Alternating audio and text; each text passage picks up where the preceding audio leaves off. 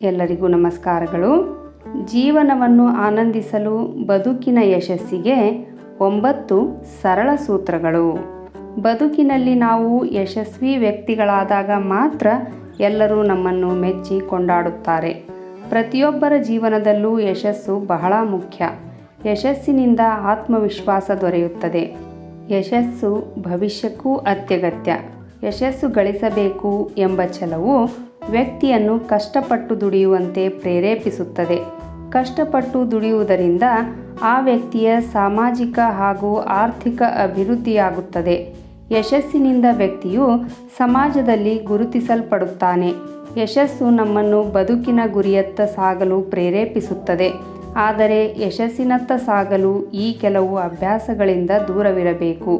ಈ ಅಭ್ಯಾಸಗಳಿದ್ದರೆ ನೀವೆಂದಿಗೂ ಯಶಸ್ಸು ಗಳಿಸಲು ಸಾಧ್ಯವಿಲ್ಲ. 1. ವಿಳಂಬ ಪ್ರವೃತ್ತಿ. ಆಲಸ್ಯವು ಯಶಸ್ಸಿಗೆ ಅತಿ ದೊಡ್ಡ ಶತ್ರು. ನೀವು ಯಶಸ್ವಿಯಾಗಲು ಬಯಸಿದರೆ ಯಾವುದೇ ಕೆಲಸವನ್ನಾಗಲಿ ನಾಳೆಗೆ ಮುಂದೂಡುವುದನ್ನು ನಿಲ್ಲಿಸಬೇಕು. ಬೇಕಾದರೆ ನಾಳಿನ ಕೆಲಸವನ್ನು ಈಗಲೇ ಮಾಡಿ ಮುಗಿಸಬಹುದು.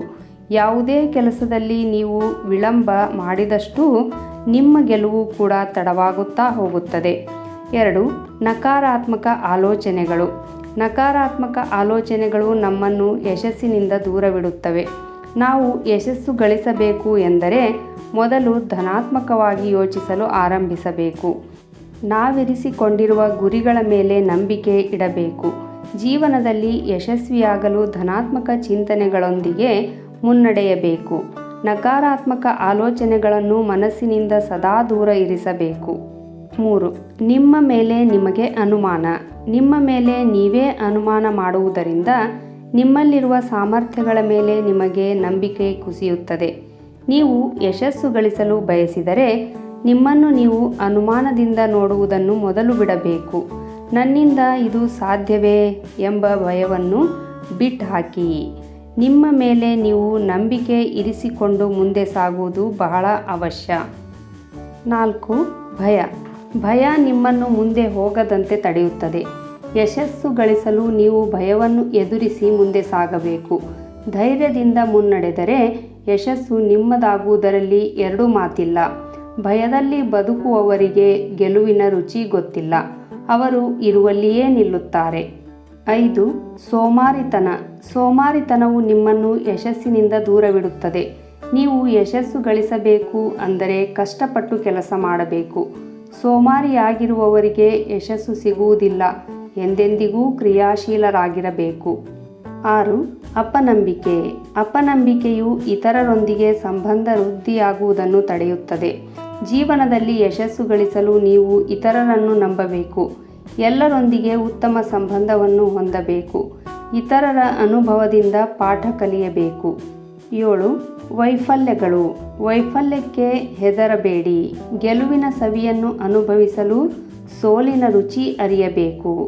ಸೋಲು ಅನುಭವವನ್ನು ನೀಡುತ್ತದೆ.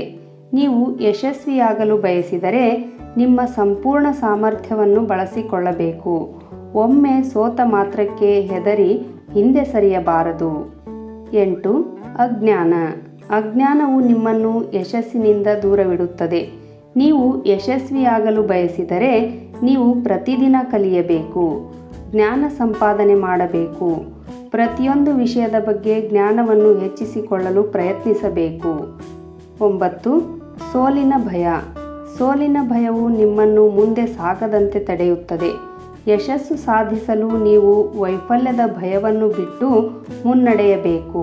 ಆಗ ಮಾತ್ರ ಯಶಸ್ಸು ನಿಮ್ಮದಾಗುತ್ತದೆ. ಯಾವುದೇ ಕೆಲಸದ ಆರಂಭಕ್ಕೂ ಮೊದಲೇ ಮುಂದೆ ಏನಾಗಬಹುದು, ಒಂದು ವೇಳೆ ಸೋತರೆ ಏನು ಮಾಡುವುದು ಎಂಬ ಚಿಂತೆ ದೂರ ಮಾಡಿ.